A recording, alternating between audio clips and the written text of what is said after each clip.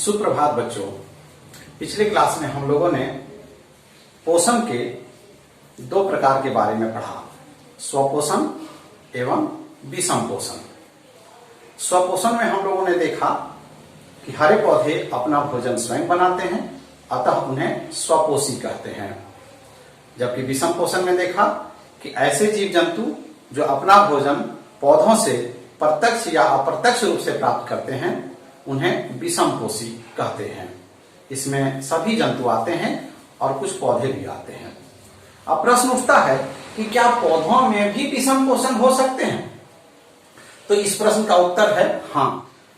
कुछ पौधे ऐसे होते हैं जिनमें क्लोरोफिल नहीं पाया जाता है। अब चूंकि क्लोरोफिल नहीं पाया जाता है तो सूर्य का प्रकाश तो अवशोषण कर नहीं पाएंगे। अब सूर्य का प्रकाश अवशोषित नहीं होगा तो फिर प्रकाश संश्लेषण की क्रिया उन पौधों में नहीं होगी, अतः भोजन निर्माण वे पौधे नहीं कर सकते हैं। तो वे किस प्रकार से पोषण प्राप्त करते हैं, किस प्रकार से भोजन ग्रहण करते हैं? तो आइए जानकारी हासिल करते हैं कि जिन पौधों में क्लोरोफिल नहीं पाया जाता है वे किस प्रकार भोजन लेते हैं और उनमें पोषण किस प्रकार होता है। तो पहला है परजीवी पोषण, पैरासाइटिक न्यूट्रिशन। परजीवी यानी पैरासाइट, परजीवी का मतलब होता है ऐसे जीव जो किसी दूसरे जीवित प्राणी से भोजन प्राप्त करते हैं। उस जीवित प्राणी को तुरंत मार नहीं देते, उनसे भोजन लेते रहते हैं और उनमें उनके शरीर में वो रहते भी हैं। तो ऐसे जीवों को परजीवी कहा जाता है, यानी दूसरे जीवित प्राणी से भोजन प्राप्त करना परजीवी पोषण कहलाता है और ऐसे जीवों को परजीवी कहा जाता है। और जिस जीव से भोजन लेते हैं उनको पोषी यानी अंग्रेजी में होस्ट कहते हैं। ऐसे पौधे कौन कौन हैं? तो ऐसे पौधे जैसे आपने अमरवेल जरूर देखा होगा, बहुत से पौधों में अमरवेल उग जाता है और अमरवेल उस पौधे के से पोषण प्राप्त करता है। यानी अमरवेल खुद भोजन नहीं बनाता क्योंकि इसमें क्लोरोफिल नहीं पाया जाता है और वह जिस पौधे पर उगता है उस पौधे से पोषण लेते रहता है। तो अमरवेल एक परजीवी पौधा है। दूसरा रिफ्लेशिया, आपने रिफ्लेशिया नाम जरूर सुना होगा।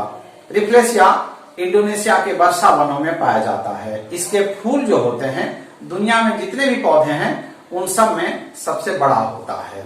यह भी एक परजीवी है और यह दूसरे पौधे के जड़ से पोषण प्राप्त करता है। यानी ये दोनों पौधे जो हैं परजीवी पौधे हैं, दूसरे जीवित पौधे से भोजन ग्रहण करते हैं।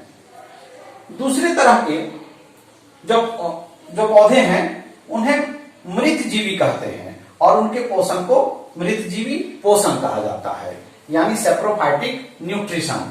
और पौधे को सैप्रोफाइट्स मृतजीवी कहते हैं। ये कौन होते हैं मृतजीवी पौधे? ऐसे पौधे जो विघटित हो रहे जैविक पदार्थों से भोजन प्राप्त करते हैं, मृत जीवों से भोजन प्राप्त करते हैं। ऐसे पौधे मृतजीवी कहलाते हैं। ऐसे पौधे कौन कौन हैं? जैसे आपने मशरूम जरूर देखा होगा।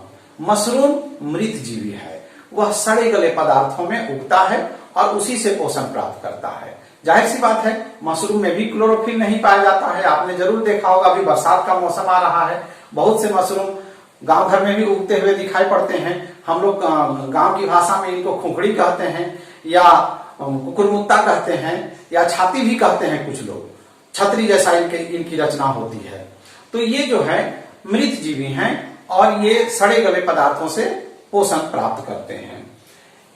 एक और है ब्रेड मोल्ड। ब्रेड मोल्ड आपने जरूर देखा होगा। ब्रेड मोल्ड तंतुनुमा रचना होती है, सफेद सफेद रंग का रचना होती है। ये कहाँ उगते हैं? अगर कहीं भोजन सड़ रहा हो तो यहाँ ये उग जाते हैं।